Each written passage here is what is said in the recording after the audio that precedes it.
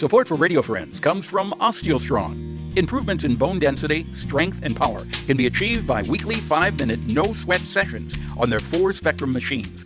These isometric robotic machines safely emulate high-impact loading on different parts of the skeletal system, which stimulates activity in bone-building cells. Balance and agility can be improved by 2-minute sessions on vibration plates. Every session is supervised by a trained coach. Learn more on Facebook or call to set up a complimentary wellness assessment and session.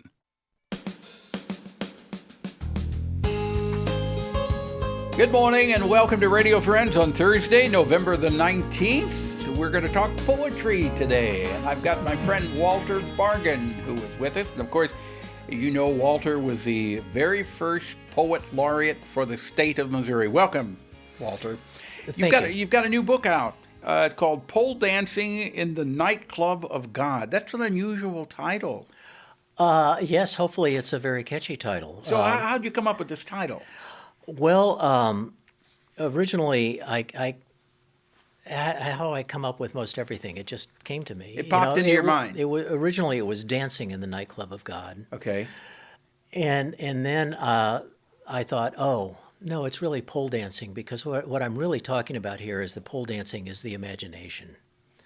You know, it's just how imaginative can I be taking biblical characters and putting them in the modern day with modern day problems.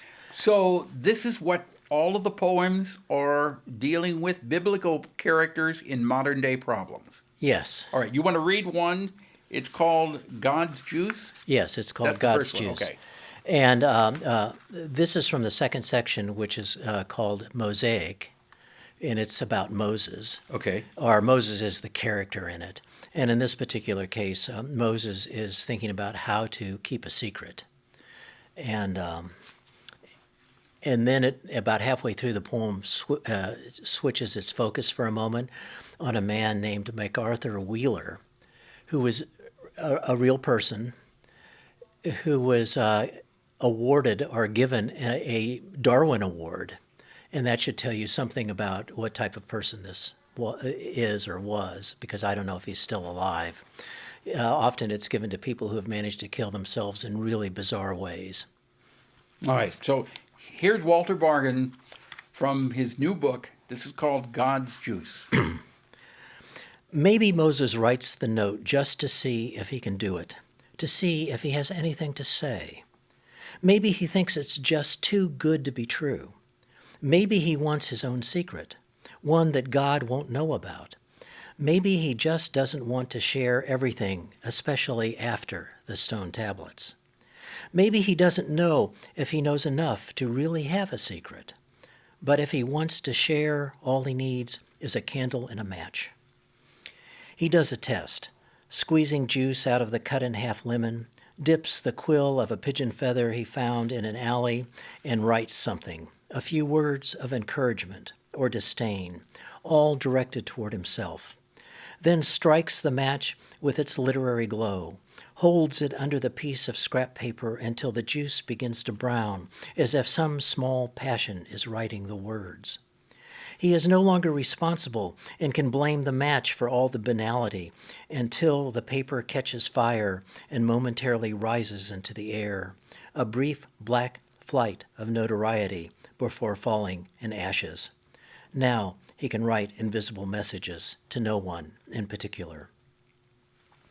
Maybe that's something of what MacArthur Wheeler, 45 years old, had in mind, all 5 foot 6 inches, 270 pounds of him, when he entered Fidelity Savings in Brighton Heights and Mellon Bank in Swissvale and the bank on South Fairmont starting at 12:10 p.m., on a cloudless sunny day, gun pointed and no disguise, no Groucho Marx mustache or Joker mask, no white beard, robe, and staff.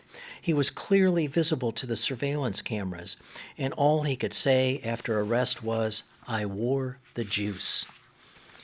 Under interrogation, MacArthur claimed to have run a test in front of a bathroom mirror. The lemon juice burned his skin and his eyes, forcing him to squint. He never snapped a Polaroid. He even snapped a Polaroid, and he was nowhere in the picture. Perhaps the film was squinting too hard and out of date. Perhaps the camera was faulty. Perhaps he pointed the lens in the wrong direction. True or not, the gravity of belief is what holds the universe down to another day or two. So Moses continues with his lemon juice memoirs. It's what comes over him sometimes, writing the unreadable. That's rather unusual. I was following along with you, Walter. How long did it take you to come up with that one? Not very long. I mean, but it took many attempts at revising it to get it down to what it is right now. We've got about 2 minutes left. I want you to do one more, the stylish. Okay. Stylish is from the first section, which is about Adam and Eve. The section is called Atomized. Okay. And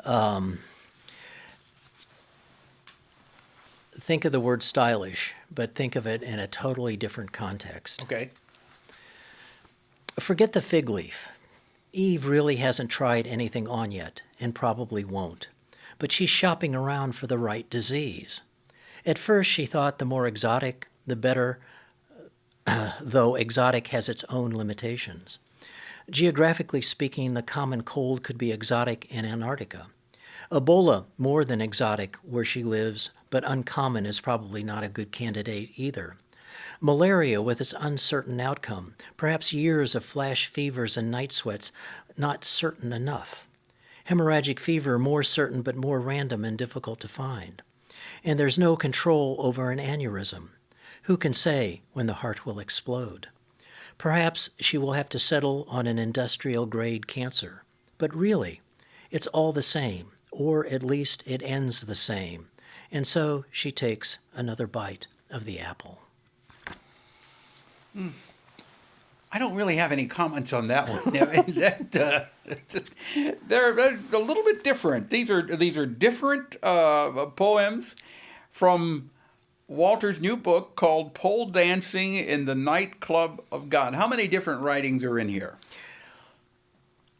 I think there's about 50 prose 50? poems in here, yes. How long did it take you to do the book? Oh, a very long time. But it wasn't just me working on this book. You know, it was me coming back to it, setting it down, and coming back to it, and shaping it and throwing things out. It was at least twice as long at one point. Okay. If people would like to read this, they'd like to pick up a copy, how do they do it? The two places that I'm aware of are Skylark Books and Amazon. You know, I hope that it's been picked up by Barnes & Noble. Okay. And All Yellow right. Dog. But look for it if you're interested. Pole Dancing in the Nightclub of God. Walter Bargen, it is always a pleasure to have you here. You are a very unique, talented individual. And I appreciate you sharing your time with us on Radio Friends. Thank you. Thank you very much. Stay healthy. You too. Stay healthy. And everyone else. Yes, we're out of time. Drop me an email, pepperp@missouri.edu. When you go out and about, put on the mask and wear a smile underneath. Bye-bye.